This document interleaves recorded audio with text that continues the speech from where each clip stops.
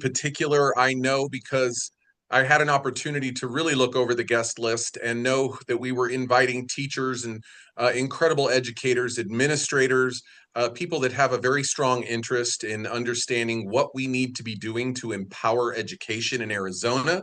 Certainly, my name again, if you don't know, is Rick McCartney. I am running for Congress in Arizona's first congressional. It is the reason why we've decided that an education forum is important. We are hosting this forum, and it is very much my desire that we focus on the people of this district and not me and my candidacy during this discussion. We will start off today with a panel, which I will introduce just in a second, an amazing panel, really experts on what it is we need to be doing, what our past has been like, where we are currently, and what we need to do for the future of students and education, teachers, administrators, anybody that is involved in education and empowering that here in Arizona. So today we're going to get started. I'd like to just quickly give you an introduction of me. One of the greatest things in my life is my relationship with my mother that was a school teacher. And my entire life, I knew her as a second grade school teacher. She was somebody that raised my brothers and I know the importance of what that means. I know what the struggles are for a lot of teachers. I have a 28-year-old son, and we have in this district for the last 30 years, he's 28. So I had 2 years in the district without him. But the reality is I raised him through our public school system, and he went to our public schools at all levels and then went off to University of Arizona down in Tucson and is now running his own company here. But during that time, I was extremely involved, as was his mother, in our school systems that we were a part of. He ended up going to Arcadia High School. He was at Hopi for elementary. Really incredible experiences where we were able to participate in so many ways, with a lot of fortunate, given the community that we were in, opportunities to empower the kids in those districts. As I started working with nonprofit organizations and mentoring two youth who did not grow up with a lot of opportunity at all, very much in low income communities, and each of them with 9 adverse childhood experiences. So my training in order to work with these kids, these 2 boys, wonderful kids that are now 25 and 26, my experience there was very much about 6 months of training and really understanding what it means to empower families, empower people who don't necessarily have all the opportunities. And that's one of the big reasons why I'm running. I think the importance of experience in education is why we have created an 8-point plan, a plan that speaks to the issues we know we have here in Arizona. I think many people on this call are very aware of a lot of the issues we have. They're certainly aware of a lot of the work and the fighting that we're doing and the protests and the standing up to power to change what is happening within our education system here in Arizona. Protect education and protect the vote are 2 things that if you haven't signed those positions, we would love to connect you with them so that you can.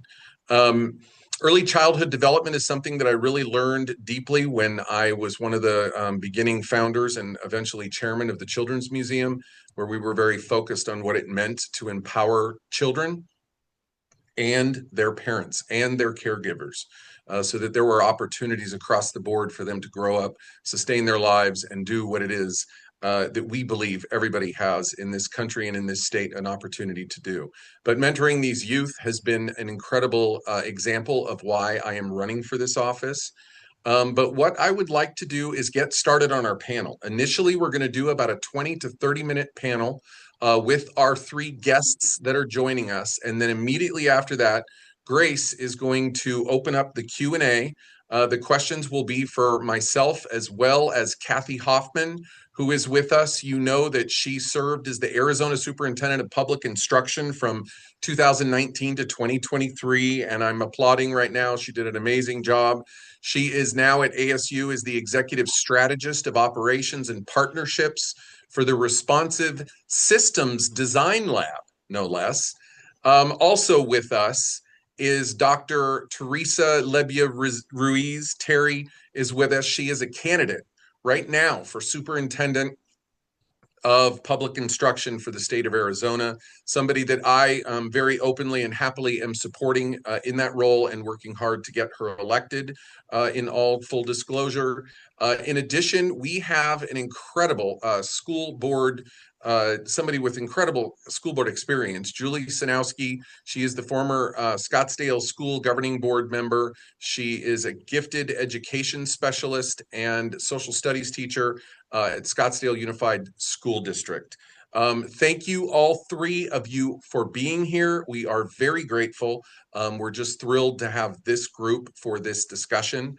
Kathy, I'll start off with you, just a quick introduction, and then we'll go through each of you, and then we'll get straight to the questions. Sure. Thanks, Rick. Thank you to everyone for being here. As you all know, we're really just counting down the weeks until the primary election. So that's why I'm making time out of my schedule to be here to support Rick and Terry, who I have fully endorsed. We need to get them across the finish line, not just in July, but then again in November. So I'm really happy to be here and can't wait for the questions. Thank you, Kathy. Terry, say hello to us. Hello and hi everyone. Thank you so much for joining us this afternoon. Rick, thank you so much for this opportunity to be part of this panel and talk about my favorite subject. Let's talk about education in Arizona. And honored to be here, 25-year career educator, 35-year career educator, 25 in the classroom and 10 years as an administrator, most recently as the president at Glendale Community College, and really happy to be in this panel and to use my voice to protect the power and the promise of public education. Thank you so much, Terry. I know you're working very hard. Thanks for taking time out to join us. Julie, how are you? Say hello.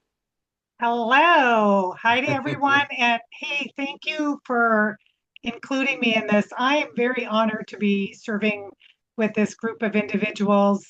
As a classroom teacher throughout my career, I've always advocated what was best for students to be able to imagine their potential and pursue their dreams. And I am convinced that Rick McCartney is going to be able to do things at the federal level once he's elected that have not even been considered.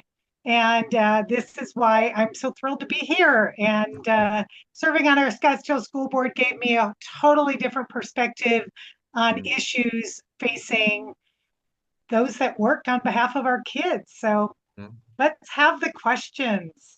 Yeah, very important piece. Those that work on behalf of our kids. That'll be a big part of today's discussion. So the first section, and I will work as moderator, and certainly then at the end of each of these sections, I'll just talk a little bit about some of the federal solutions that we're working on so people have kind of an indication of what we're focused on when it comes to education. First question, Kathy, is to you. Talk to us a little bit about this whole line of questioning now is about federal funding for Arizona. So talk to us about the importance of federal funding for education in Arizona and what you think Congress should be prioritizing to support schools. I mean, particularly as it relates to Title I. Yeah, the list is very long, but I think it's important to say first and foremost that what our schools need, all our educators and students need is first and foremost stability. So under the current administration, we have not had stability. They have been ripping away grants, underfunding or not funding programs that were previously funded. This has resulted in educators losing their jobs because the funding's simply not there. So first and foremost, we need the stability of Congress and the federal government to fund our schools. In Arizona, we are pretty heavily reliant on federal funding because our state severely underfunds our schools. As I'm sure everyone's aware, it's no secret that we have amongst the lowest per pupil funding in the country, lowest teacher pay in the country. So for a state that has deprioritized public education and systematically underfunded our schools for so many years, federal funding is really important. That's how we can afford things like full-day kindergarten, after-school programs. There are Title I schools that's supporting our schools that are in lower income neighborhoods, funding for our English learning students and other students who really need additional supports and services IDEA funding is federal funds for special education programming. So every one of these buckets is really important. And if there's any little instability or disruption to those funds, we're talking staff cuts, school closures, all kinds of disruptions. So as you know, Arizona, we have so much potential across our state, so many bright spots. So that's why federal funding and having advocates for public education in Congress is so important. No, it really is. And thank you for that. Along those same lines, meaning what the federal government, what Congress in particular can be doing to help in Arizona. Terry, let me ask you a couple of questions. I mean, you're in a unique position to be talking on a daily basis around this state to the people of this community, help them understand what you'll do in the future. And we'll get to that in a second. But talk a little bit about the importance of what the federal government can bring as it relates to early childhood development, after school programs. I mean, some of these things that, are covered within the Title I, special ed. We're seeing, as we, first of all, how grateful am I to be able to be a statewide candidate and really focus on traveling the entire state. We've gone to all 15 counties.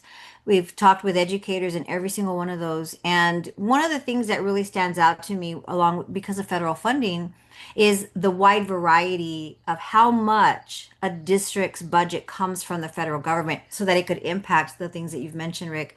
But while we know on the state average, 10, 12% of a district's budget on average comes from the federal government. But in small rural Arizona, like in Mayer School District on the way to Prescott, it's more like a third of their budget because of the high number of special needs students they have there, small school, rural school. A third of their budget comes from the federal government. And so any cuts will have a devastating impact. I've seen this play out even we were in Flagstaff a few weeks ago, and a school that serves a high need community had to cut a really important position, and this person was a liaison between the families and the school. Funding was cut, and that woman was in tears. I was there on the last day of school, and she was in tears because she knew she wasn't going to be able to continue this important work for that school. And so I think, your voice and advocacy to continue funding for that stability, as Kathy mentioned, but the impact that this has long term on if we don't have the resources for early childhood education, our children are already going to come to start kindergarten behind, which is just going to have a ripple effect as they move forward. And so really focusing on early literacy and having a safe place to go after school makes all the difference in the world. And so your advocacy at a national level, at a federal level, will make all the difference, Rick. Yeah, thank you so much, Terry. Julie, it is estimated that 91% of Arizona's students with disabilities attend their neighborhood public school. I mean, they're right there in their community, as I believe very strongly it should be, in part because many of the private schools accept ESA vouchers, and they ultimately refuse to accept them and see that maybe as too much work for them. How can we ensure that students with disabilities, as it relates to the federal government, have the resources and that we're supporting them and their needs in public schools? I could just feel my blood pressure rising when you were talking about this issue because all students should be able to attend their neighborhood district public school because it creates community. And unfortunately, we have seen the exodus of some families to charter schools, for-profit organizations, even parochial private schools are being paid for by our taxpayers' dollars, which should be a concern to everyone. But when you talk about our special needs students, there's no reason that our federal government or state government should be making any mandates on our district public schools without 100% full funding and support to ensure there is success. And what we've seen recently, Rick, and everyone on this call is probably very aware of the attacks and the assaults on public education. Most of what has been happening has happened because of this that fall under Christian nationalist agenda. I'm not a conspiracy theorist, but I can understand that there's a focused effort to eradicate public education and at the very least infuse curriculum and policy with biblical values. We need to continue to hold our nation as a secular nation so that every child, regardless of race, zip code, prior school experience, or academic ability or physical ability, can have their needs met in our neighborhood district public schools. Our priorities have to not be on restoring what we've had, but on moving forward, directing on restoration to a better system. We have to be reimagining a system that all students in our nation have what they need to be successful.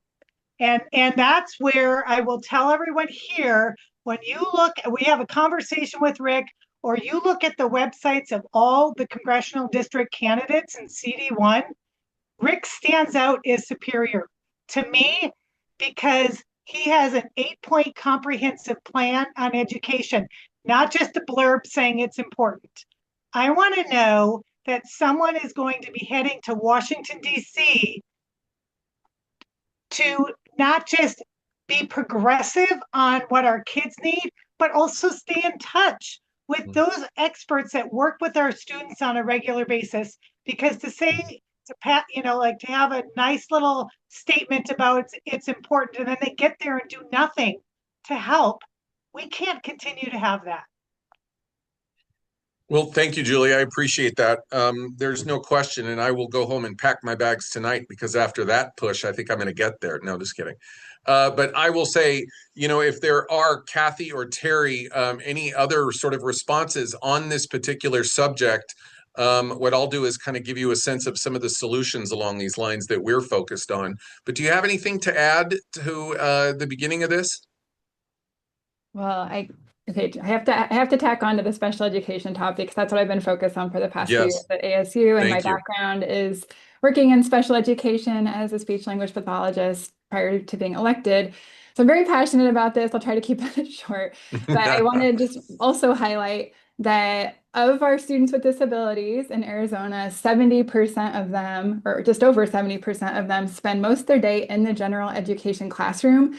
So another critical need right now, and this is in Arizona and nationwide, is helping to support all teachers to have the skills they need to support students with disabilities in the gen ed setting, but also to be incentivizing programs that are supporting more innovative models like co-teaching or team teaching, where you can have the wraparound specialists supporting all students and really tailoring education to meet the needs. So because we know there's no such thing as just an average student, right? We have students of all needs.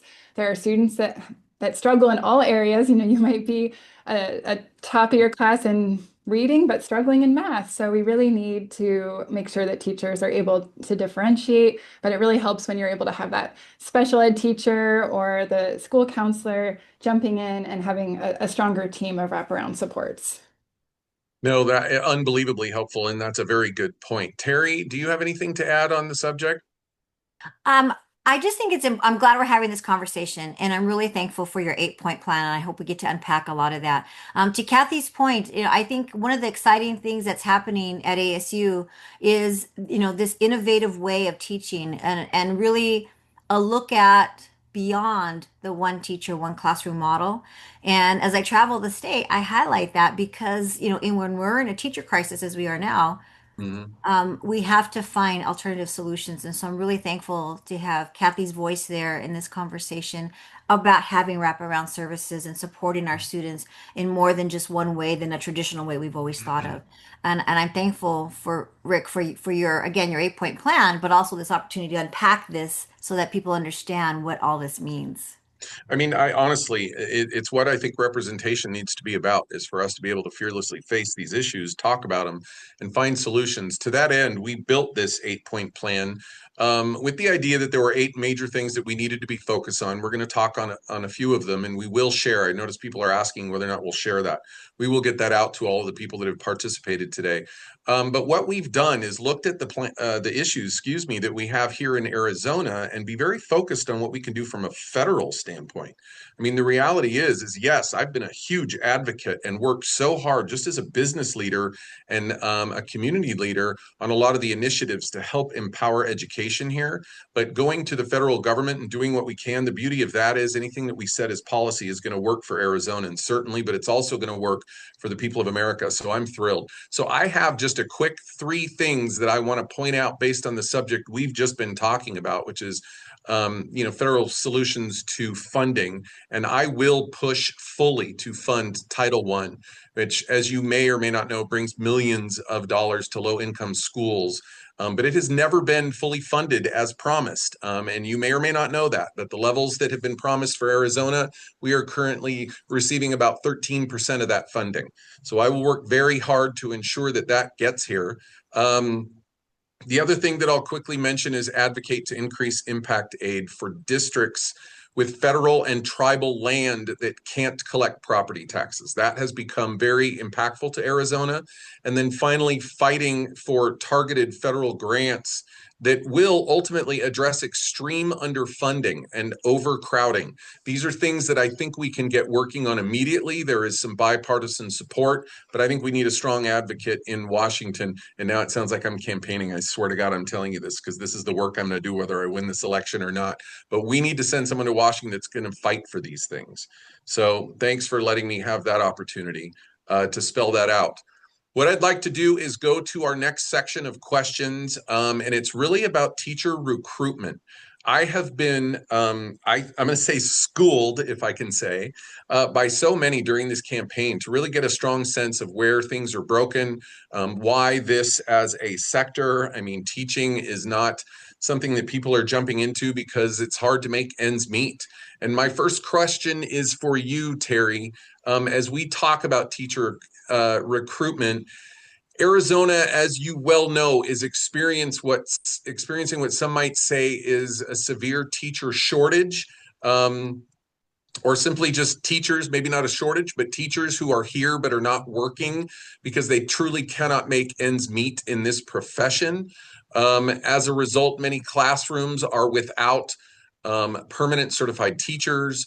What are some of the solutions or ideas that you have that you would like to address at a state level, but certainly as you feel we can do from a federal standpoint, but at a state level that will help change this for us in Arizona?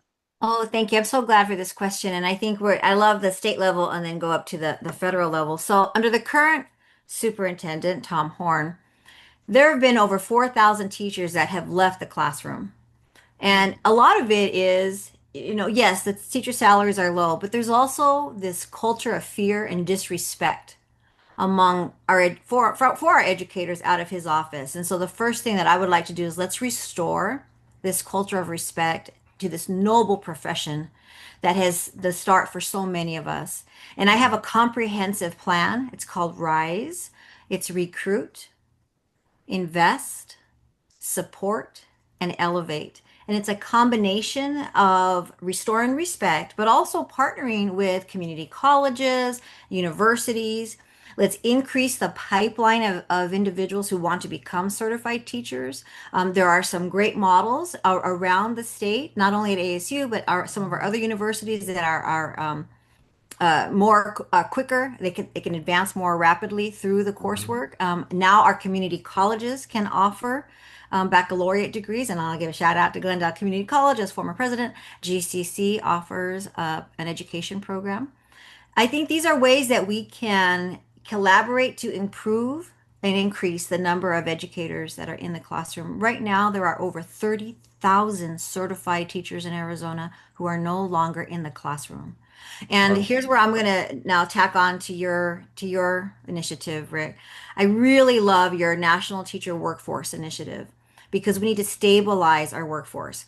When we don't have stable educators in the classroom, when we have a revolving door of subs, that absolutely has a negative impact on academic performance. So we need to stabilize our teacher workforce. I love your federal loan forgiveness for educators who commit to serving underserved communities. Arizona used to have that because I benefited from exactly a scholarship just like that.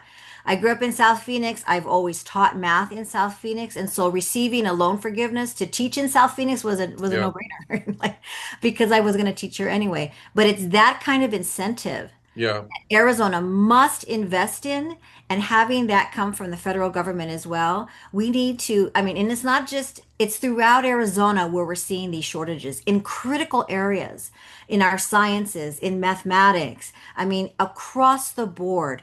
There are some schools that are not even able to offer a chemistry class because there is not a chemistry certified teacher nearby, or a physics teacher, physics, who's actually certified in business, who's teaching a physics class. Like, these are serious issues that Arizona needs to be aware of.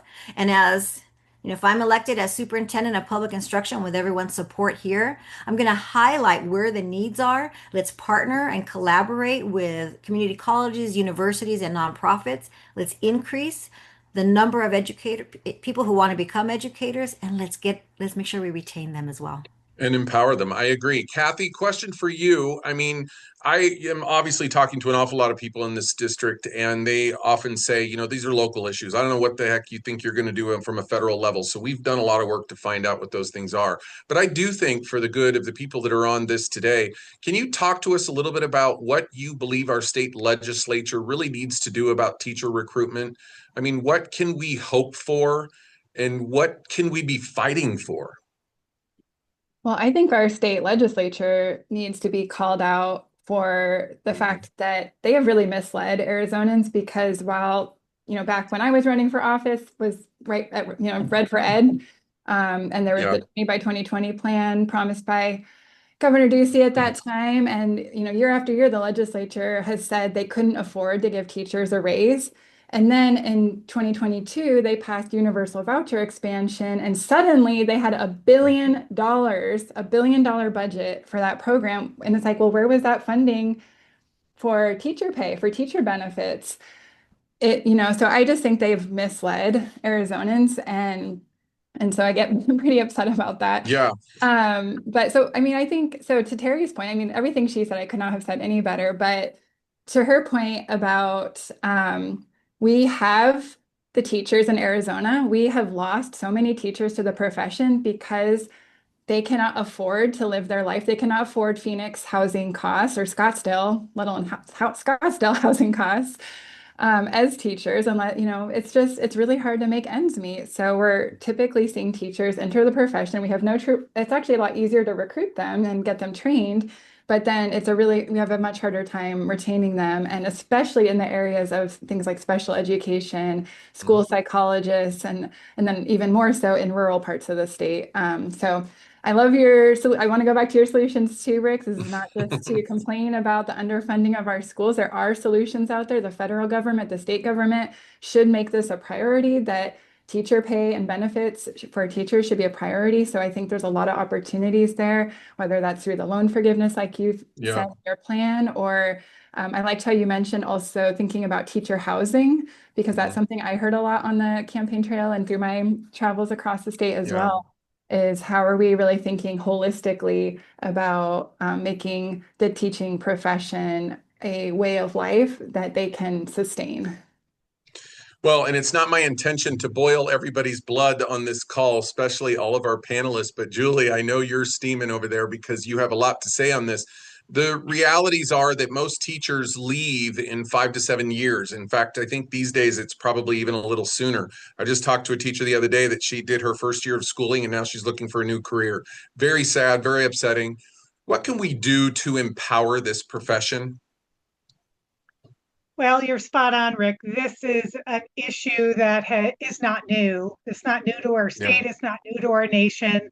And there are many factors. There's not one easy solution. You can't just pay teachers more or support staff more, because what we found, and research supports this, Rick, that the retention issue is not just about the shitty pay, but it's also the work experience and supporting this healthier work condition, and is also supporting a healthier learning condition for our students. So addressing these issues of housing that was mentioned, healthcare for teachers, childcare for teachers, supported real mentoring programs once they are in the system of teaching. The whole thing changes from student teaching to internships. You learn how to be a teacher every single day in the classroom. Hopefully there's a reflective process of how to get better at what you do. That is only supported when teachers have great mentors. But the thing is, a lot of this can be supported if there was a federal and a statewide support of teachers being able to collectively discuss and solve the problems with their solutions that are focused on their students. That is the work of our workers' unions. And I 100% have seen the benefit of workers' unions, and I see what happens when they are dismissed as professionals. So there are lots of things that can be done, but let's be real. I shouldn't have to have a spouse that has a better paying job to do the work that I love. It's wrong. So the standards are not to enter this profession. It's not just about let's make sure they have the money to enter the profession through student loan forgiveness or low interest rates on student loans. I shouldn't have to have a spouse with a better paying job to do this work. And so I think we need to be thinking of this whole big reimagine. Let's really identify what the issues are, and let's address them. Let's stop talking about them. And let's talk about what is it teachers really need, and support staff, our bus drivers.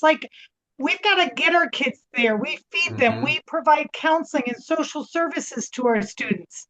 It's not and nowadays we have to be focused on protection for our students. We have to be focused on behavioral health for our students. Absolutely. The burden is great. Yeah, and I'll tell you, Rick, the district public schools provides that. Our charter schools, our private schools, homeschooling does not regulate the safety concerns of our students. We are mandatory reporters. We have safety regulations for care of kids, but also for facilities that kids are learning in. Yeah. Class sizes, that could be something a federal mandate could address. Class size based on best research practices at certain ages. This is the maximum class size, and the federal government is going to financially support this and make sure it happens. If students who are mainstreamed into a regular classroom need additional supports through paraprofessionals, then they're given that. Almost like thinking about every student that it lives in our United States of America be provided, don't go crazy on me with this response, an IEP where their individual needs are met, because teachers are afforded the time to work with each student individually according to a student's needs. Not this, we're all going to be focused here, because even in my highly gifted identified student classes, I would have kids as someone, I think it was Terry that mentioned about they could be high in math, but they're low in reading. Absolutely. And gifted education is also part of under the umbrella of special education. If we're able to really meet our students' needs, because teachers are able to work with kids, parents are providing that input and that communication time with their teachers, that is putting the pieces of the puzzle together for more student success. So go ahead. There are many things that can be done, but I'll tell you this, it takes political will to get it done. And we have not had that yet. And even if you're part of a board, you're one of so many. So you can have these images and ideas of what works. But I think what needs to happen is we need to have the ideas brought up from the workforce, and those that are throwing the money down, trickling down, it should be flooding down. We should be supporting programs that we know our students need. Well, and I've been involved in a few of those programs on a local level. I mean, bringing businesses to schools, but we're going to move into very quickly the ESA and voucher program. Before I do that, very quickly on this subject, I want to talk. It did come up by each of you about some of the solutions that we're very focused on, and I'll go over it very quickly. But a national teacher workforce initiative is critical, and that does, as Terry had said earlier, provides federal loan forgiveness. It really empowers these people to be able to make ends meet. Funding competitive federal salary supplements for teachers in certain areas, invest in teacher housing grants. This is just part of what we can do, as I keep saying, expand federal grants to improve educator training pipelines. I mean, really being focused on some of those areas and different alternatives, including community college and alternative pathways for teachers. Look at teachers getting benefits. And I am working on a national educator service program. You may have heard things like this before, where this is a full or partial student loan forgiveness for 5 to 10 years of service as a teacher. It's healthcare benefits. It's really mimicking what we offer our military in this country, offer that to the teachers and administrators, the people that are building and empowering our schools. So healthcare benefits, housing assistance, retirement and service bonuses, so that they see this, as Julie said a minute ago, as a career that's really in and of them and themselves, that they can empower and build upon and see their future. We're looking at different ways to budget for this. I will tell you that my plan includes about 40 to 80 million, I'm sorry, not true, 40 to 80 billion dollars annually for a program like this nationally. And I mean, you know, when we start thinking about wars and some of these other things that we're putting all of this money into, ICE is an example I use a lot of times. This money is so much about empowering the future of our children, but also schools in general. So I get very passionate about that. I don't mean to be campaigning, I really don't, but I think that's a very strong solution for us. I'm going to move into vouchers, and you know, everyone will keep their blood pressure low. I know that this is a very important subject, and it is. And as I say in all my town halls, the reason it's important, the reason it's real, the reason people think choice is so critical is because you have your child as a patient, as a parent, in school right now. You want solutions now, and you think that when you hear choice, that's something that's going to be very valuable for you and your future, for your child. And we're here to tell you, I think a lot of us on this call, it's not what is going to empower us. What's going to empower us is empowering the hub in our community, which is a public school. So I'm going to quickly go to you, Julie. We're running out of time, so we're going to kind of speed through this. I think a lot of people have some questions that will come up on this here in a minute. But nationally, I am definitely for eliminating the use of empowerment scholarships. I mean, vouchers, I don't think that that's anything that the federal government should be focused on. There might be some regulation if it does happen. You know, what do we need to do to rein in the current program that we have here in Arizona? I think I can be succinct on this one, Rick. Oh, good. Any school that receives state or federal funds needs to have the exact same parameters in place for accountability, whether it's student safety, the method in which funds are spent, identifying waste and fraud, and helping families that actually need it, whether it's students with disabilities, students without running water or power in their homes, as many of our outlying area students do. Yeah. Returning the millions back to our public schools, which has been stolen through this grift, and raising the bar for academic quality and student services for any industry that is receiving state or federal education funds, period. I agree. Kathy, my question, and certainly you can piggyback on that, but my question to you is, what do you, I guess, would say hold the superintendent currently and government officials accountable to right now in this system that we have now? What do you think needs to change for them? What can they do that they're not doing? The state superintendent doesn't have a lot of power in this, since it's the legislature that sets the laws around this, and then the State Board of Education also has some policies in place. But what Tom Horn has done is he created that $2,000 threshold where they're not auditing or they're not taking a closer look for permissions on spending anything under $2,000. So that's where it was already kind of a black hole. Yeah. It certainly is. I always call it a black hole in the sense of students' academic success and well-being. We have literally no idea how these students are doing academically or in the schools or homeschooling settings that they're in. But that $2,000 threshold was something he put into place that that's just even worse, even higher risk for fraud. It absolutely is. And Terry, my question to you, I mean, as someone who, with all, I'm not even going to say luck, the great work that you're doing will be in this position to do something about this or advocate about it. What are your priorities when you get there? I mean, a lot of us, I'm talking to families, I am talking to protesters, I am talking to people who are fighting to see this program change here. What are your priorities? What do you think we can do once we get through this election? You're absolutely right, Rick. I just like you, I talk to people all day long around the state, and everyone is angry. This is our number one concern, and this out of control universal vouchers. And then one of the first things we can do is let's put a stop to the automatic approval of any expenditure under $2,000. End of statement. Let's just put a stop to that. There are modern automated systems that exist that can process transactions quickly and flag the unallowable purchases. There is zero oversight right now. They have individuals, the state auditor general's report showed this, that are approving their own transactions. There's a conflict of interest. There are undocumented processes, and even the processes they might have aren't being followed. It's a complete chaos at the Arizona Department of Education. And I know I will spend a majority of time fixing up somebody else's mess.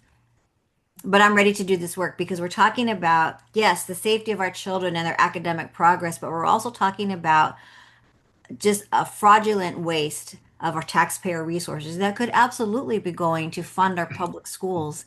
And so that's one of the first things that we will do is let's end the automatic approval of anything under $2,000 and bring real leadership into this department.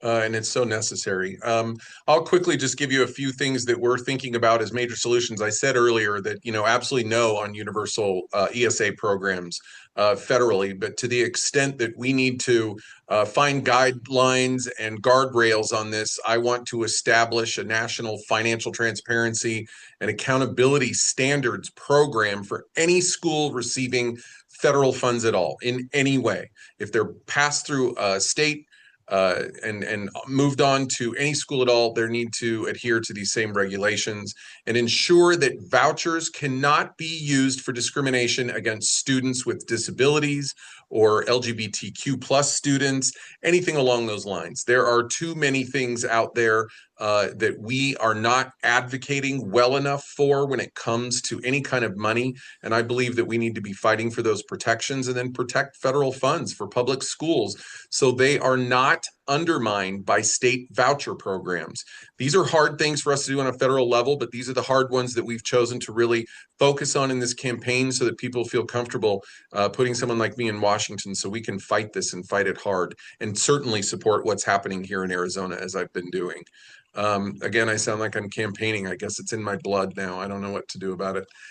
Anyway, that really does conclude. I'm going to give each of our panelists a big round of applause and say thank you so much for taking the time to share your expertise and experiences. I do believe it has been very substantive and effective. This conversation is not over.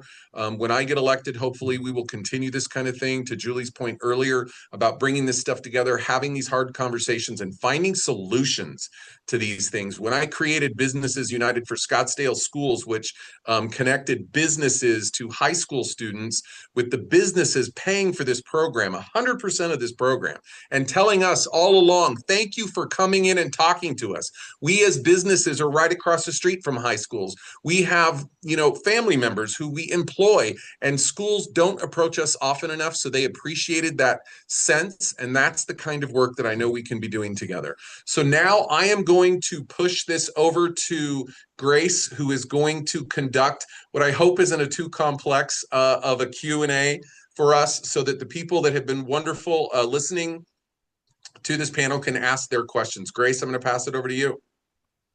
Absolutely. Thank you, Rick. And again, thank you, Terry. Thank you, Julie. And thank you, Kathy, so much. It's been such a pleasure having you here with us today. So we do have quite a few questions. I'm just going to go, like I said in the chat, y'all, I'm going to go in order that the questions have come in. So if you do have questions, please use the Q&A box so we can kind of keep track, and then we'll go through them.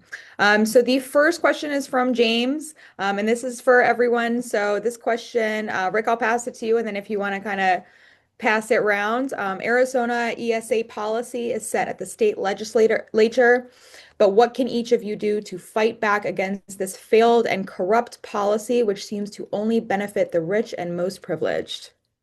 Yeah, there's no question that I agree with that. And I'm going to real quickly answer this because I'd like to pass it on to our subject experts here. And I'll move directly on to Kathy with that question.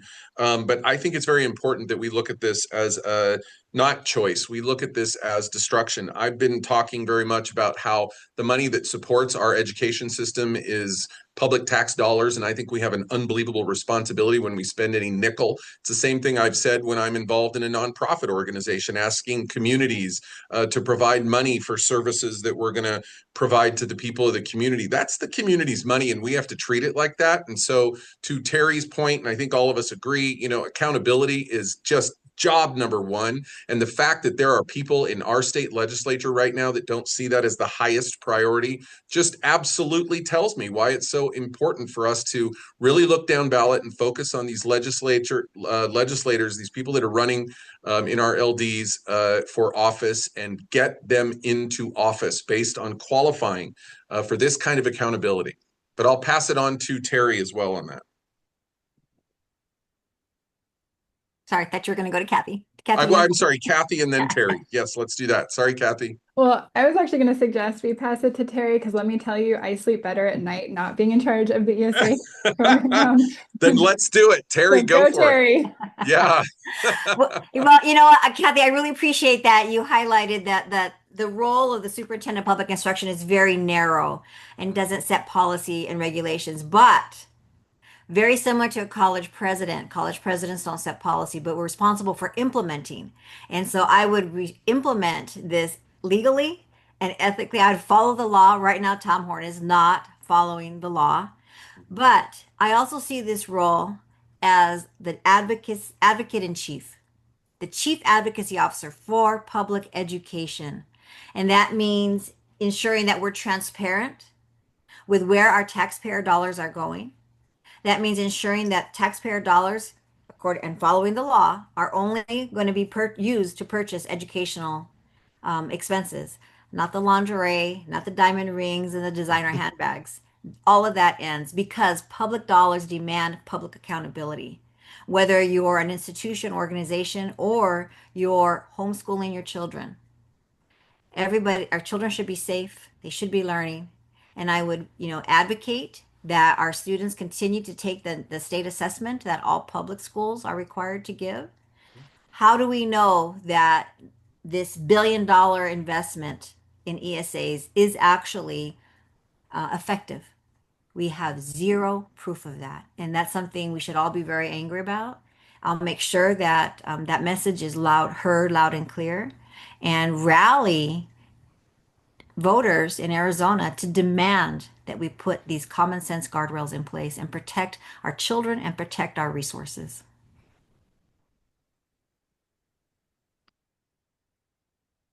Grace, are you there? I am. Sorry, I was on mute. Perfect. Nobody's ever done that before, that's for sure. I know, right? It's just the Zoom. It's the Zoom effect. All right, moving on to the next question. What happened to, this is from Warren, what happened to the funding from the ballot initiatives to improve funding for schools by selling state lands? Kathy, do you want to take that question? Sure. And then Terry might have more updated information, but that's Prop 123 that the voters passed, and it's actually up for renewal and it needs to go back to the voters. And there's been a lot of back and forth between the governor and legislature about what the new funding levels of that should be before it goes to the ballot. Terry, do you have any other updates on it? It's not in the budget this year. So once again, the legislatures have kicked the can down the road, which means Arizona voters, Arizona's budget includes $300 million out of the general fund that should have come from other places in the state land trust. And so again, another reason we should all be upset about this needs to put it back to the voters, a clean 123, not a messy one that they tried to put through last year. They're trying to get that budget through today, and there are an awful lot of pieces to that are not so helpful on education. Certainly adult education, which I'm just very sad to see is getting almost zero money. There's a lot going on there.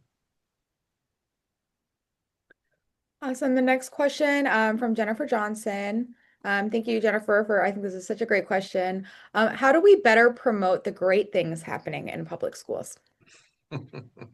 Julie, do you want to answer that question? I mean, I know you're so optimistic. You are. Thank you. I try to be in the face of all of this. I'm going to back up for a minute and then I'll get to Jennifer's question. And I'm bowing to Jennifer right now.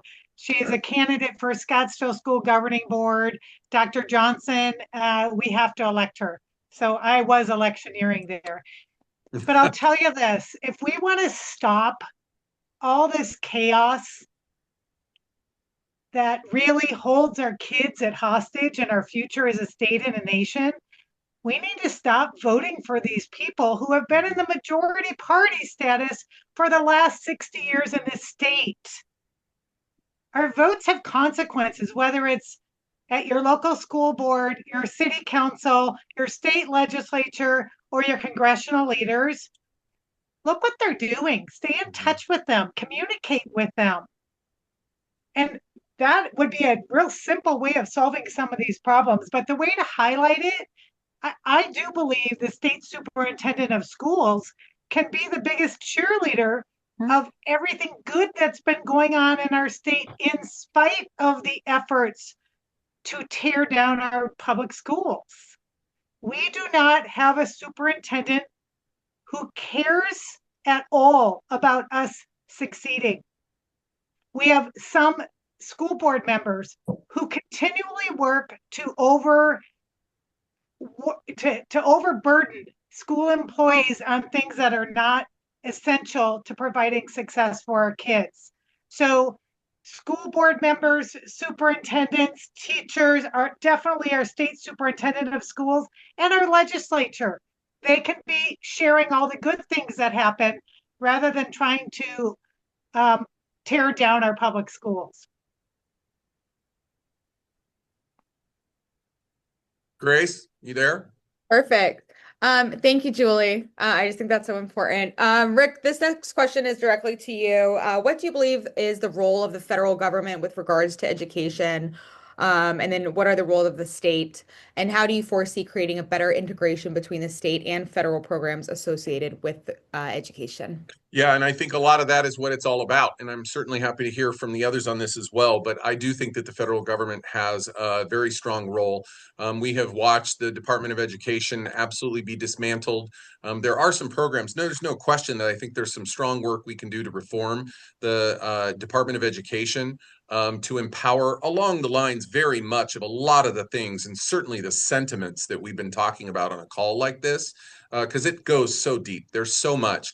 And I will tell you, I heard from somebody at one point before I was running for office as a business leader working on education. And I remember someone saying to me, you know, we always feel like we have to find that one solution. You know, Rick McCartney goes to Congress, stands on the House on the floor of the House of Representatives and has the perfect plan and passes it because he's hopefully got friends or people that can help him get it passed. That's not how it's ever going to work. It's not going to work that way in our legislature. But what we can do is we can find these great little single steps that we can do, empowering with this ESA program, determining where money goes from a federal standpoint, creating those guidelines so that we empower what we do with the money that comes from the federal government.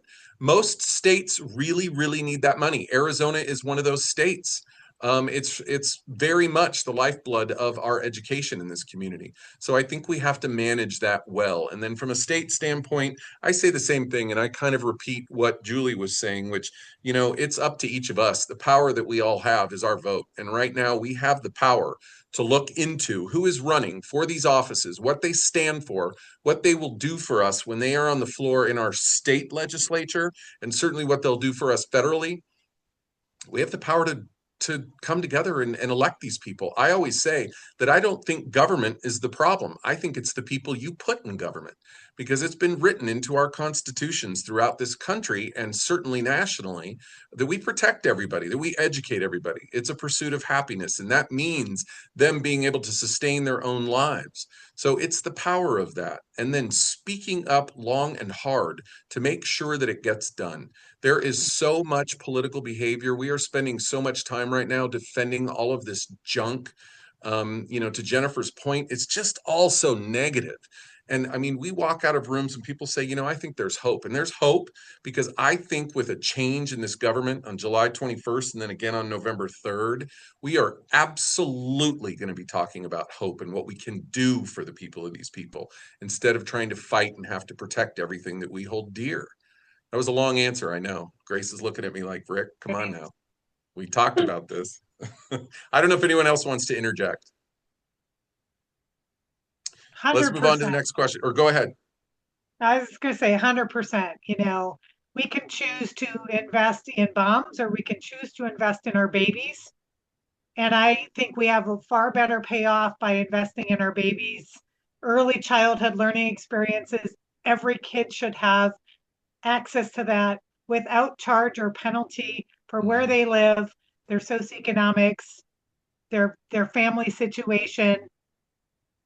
That is a key to education success. Invest in the kids early. Absolutely. Grace, I know we're running out of time, so go ahead. If you've got a couple more, we could do some quick answers. I do, yeah. So thank you, Valerie, for this question. Many teachers are leaving due to the culture wars that are occurring at the classroom level, with parents demanding book bans, religious doctrine, and marginalizing LGBTQ plus children. How are you going to support teachers in these circumstances? Yeah, Terry, go ahead with that one. That on the local level, I mean, I'm sure I concur on a federal level with you. I think I'm channeling Julie because my immediate blood pressure went up. It starts at the top, and I'll say yes at the top, but even here at the state. So on Sunday, I was on a stage sandwiched in between Kimberly Yee on one side and Tom Horn on the other in very conservative Prescott Valley at the Yavapai Farm Bureau Candidate Forum. And the first thing out of their mouth is they start attacking our teachers and our students on these tired culture wars. It starts with them. They have absolutely zero business serving in this very important role. Let's put an educator back into this important position. I will advocate for all of our students and make sure that, you know, we can just focus on teaching. Let our teachers teach so our students can learn, but they're filling the group with lies. And I actually had to call Kimberly Yee out and I said, that's an absolutely not true. That is not happening in our schools. And it makes me very angry. Can you hear how angry I just got? And we have to stand strong against that. That's the thing that, you know, I'm told over and over and over. We do not have people that are standing up against this strongly enough, setting policy that empowers people not to be able to take their frivolous thinking and put it on the people of our communities and certainly our schools or the shoulders of our teachers and our administrators. Absolutely. Thank you. The next question is, I know STEM is important, and thank you, Gary, for this question. I know STEM is important in the curriculum. I worked at the Phoenix Art Museum and have always felt funding for art education in schools is also important. I've seen schools continue to cut all arts funding. Are there ways that we can stress the importance of art education in the curriculum? Kathy, do you want to take that? I know that that's come up a lot over your career. Sure. Well, and actually, I can give a shout out to there's a new nonprofit in Arizona that I'm one of the founding board members on. It just launched in January. It's called Arts Ed West. So I definitely recommend checking that out. It's all about supporting arts education in Arizona and beyond and empowering artists, teachers, because so many of these positions are the first to get cut. And we're already seeing that now with declining enrollment in certain school districts, that whether it's performing arts, music arts, visual arts, those positions are the first to go. And I don't think I need to convince anyone of the importance of arts education, and that for many students, that's the best part of school, if not all students. I can't say enough about the importance of that. And so I think it's important for our elected leaders to work with nonprofits, to work with communities. Also, I haven't thrown it out there yet that I'm a mom to two toddlers. So from a parent perspective too, as we're thinking about what we want to see in our public school system, it's also on the parents to speak up and to speak out at whether it's at the board meetings or in working with candidates to make that priority known that yes, reading, writing, math, science, very important, and that's what kids are tested on in those standardized tests. But we want arts in our schools, all types of arts in our schools as well. So I think that's important.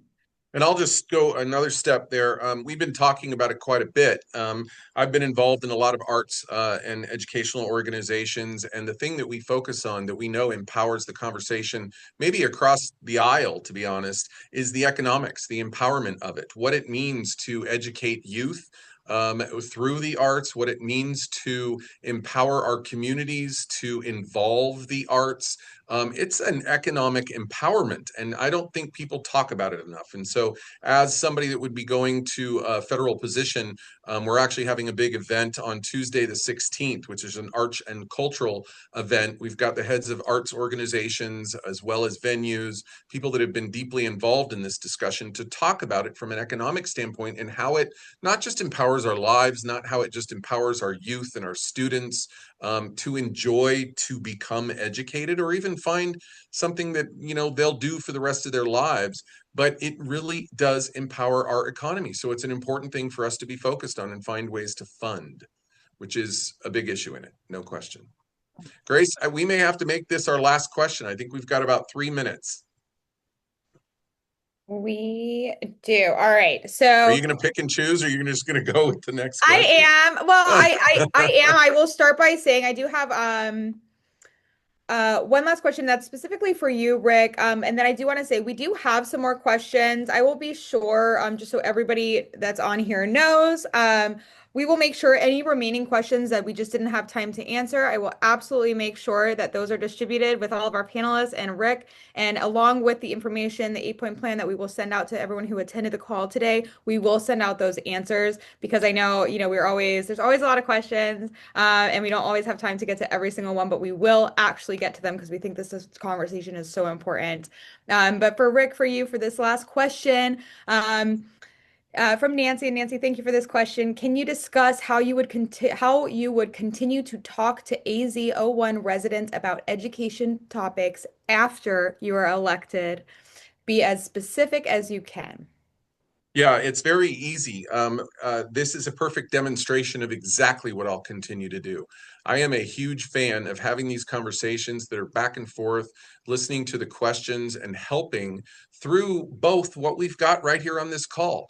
People who are experts who have well more experience than I do on these subjects, but I can certainly facilitate this kind of thing. And in a position like the one that I will have when I go to Washington, D.C., it means that we'll facilitate these things. We will, as Grace just described, bring some solutions and answers together, and we will go to Washington not by ourselves with a packet of solutions, but think about the district that we have. have here. I mean, this district is a district that has been unrepresented for 15 years, for the last 7 political cycles. We have not had a representative, somebody that's been sitting on their hands and not doing the great work. Imagine what it means to go to Washington and talk about education and have people like the 3 that are on our panel today behind us helping with those solutions. Imagine having, the universities, the schools, our Maricopa County community school system, our leaders of our school boards behind us going to Washington. If you think for a second they're not going to listen to us on what we think these solutions are. I mean, I talk about hospitals, heads of hospitals and healthcare companies, heads of tech companies, real estate companies, small business owners by the thousands. These are the people that make up a district like this. And if we have somebody that's here bridging these gaps, building these policies, bringing these people together, and then going to Washington, if they don't want to look at me, that's fine, but they're going to look at the people of this district, and we're going to get stuff done. So we will continue this kind of communication so that we will get things done. There won't be any protests unless they're fun parties in front of my office. And I don't think I'm going to take the same office as David Schweikert, if I'm honest. We'll find another location, something with some shade, so that when we're out there doing anything at all, we can be comfortable. Anyway, is that it, Grace? I guess from there, we will move on to just the big thank yous. I would love to give Kathy, Terry, and Julie another quick moment to say thank you and just kind of sign off for us, and then we will say goodbye. Yeah, I will. Kathy, let's start with you. Oh, sorry. Go ahead, Grace. Yeah, sorry. One quick thing. I know that there's a lot of teachers and there's also a lot of guests that are very involved and have a lot going on and are contributing to our elections and what's going on and getting out the vote. So anyone who has a campaign website that you want to drop in the chat so people can check out your campaign, anyone that has an event, I think there's a couple of events tonight that are happening and there's a couple of hosts on here in the group. So if you want to share, please do, so everyone knows what's going on. Share your campaign website, share your, your mobilize links, anything like that, please feel free to share in the chat. And thank you again, everyone, so much. But I will go ahead and let Kathy hop in now. No, I just want to say this was a wonderful conversation, and I encourage anyone on the call to, of course, make sure you vote, make sure all your friends get out the vote, make sure people are aware that primaries in July, since some people might be more used to it being in August. So get those ballots in and let's support Rick and Terry. And like I said, get over the finish line. Thank you, Kathy. Terry? Yes, thank you so much, Rick, for this opportunity. It's always so inspiring to sit with, people who truly care about education, and all the participants who were here today. I could talk about education all day long. It's been my career for 35 years. And I see running for superintendent of public instruction as a continuation of my years of service. It is not a stepping stone. This really is a pinnacle for me. And it's an honor to be in this race, and real honor to sit with these amazing professionals and individuals who care about education. Grace and Chelsea, thank you for all the background work you did. Thank you so much, Terry. Good luck out there. I know we talk frequently. I love seeing what you're doing. And Julie, how are you feeling? Oh, fantastic, Rick. Thank you for asking. I'll just say, what provides me with hope is that there are individuals not only who deeply care about public education, but they are invested to do what is necessary to create the change that our children and the professionals working with our kids deserve. I'm not running for office this cycle. I don't plan to run for office again, but I'm also very aware that it's important to be able to step into any role that is necessary when you care about an issue. And so I will continue to advocate for our district public schools and all those that are involved in it, not just today, not just this cycle, but down the road too. So please support candidates that share your values and be willing to do the hard work on their behalf. Thank you again for including me in on this. And I'll just close it out. I want to thank everybody that joined us. These things are not easy to do when you're just sitting there watching and listening. I always love to certainly come and join us at our town halls. We have more happening there. but I appreciate each of you for coming and being involved in this. We will do more of this. We have a women's forum that is coming up in a couple of weeks. That definitely look out for that. And then very many based on the subjects that we know matter to the people of this district and beyond for sure. So thank you all to everybody, and a big thank you to Grace and Chelsea for setting this up. And hopefully it was comfortable for everybody. I know that they will be sending out some things on feedback. We'd love to know what people think about this so that we can do them better next time. So thank you all. Have a wonderful night. Have a great Thursday. Thanks so much.